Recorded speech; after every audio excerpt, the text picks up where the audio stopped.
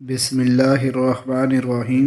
ناظرین، ادھی کوٹ ضلع خوشاب کے نزدیک امام الدین نامی ایک قادیانی رہتا تھا۔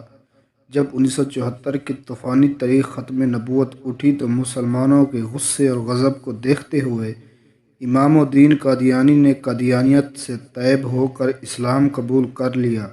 مسلمانوں نے اس کے اسلام قبول کرنے پر بڑی خوشی کا اظہار کیا۔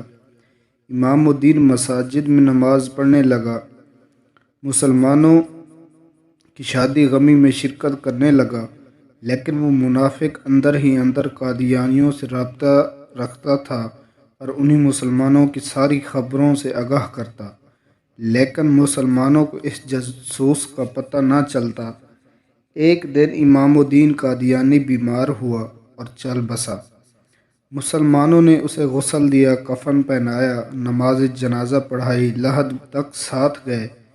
جب اسے قبر میں لٹایا گیا تو ایک مولوی صاحب قبر میں اترے اور انہوں نے اس کا چہرہ مخالف سمت سے قبلہ رخ کر دیا اور ایک زوردار جھٹکا لگا اور مردے کا منہ دوسری طرف ہو گیا۔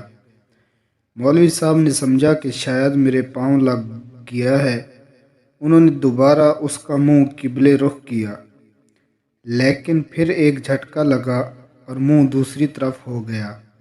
مولوی صاحب کہتے ہیں جب تیسری دفعہ بھی اس کا چہرہ قبلے کی طرف سے ہٹ گیا تو میرے دل میں یہ القاء ہو گیا کہ یہ شخص قادیانی ہے اور اس نے صرف مسلمانوں کو دھوکہ دیتے ہوئے اسلام قبول کرنے کا ڈرامہ رچایا تھا۔ اللہ تو تمام مسلمانوں کو قبر کے عذاب سے محفوظ فرمائے۔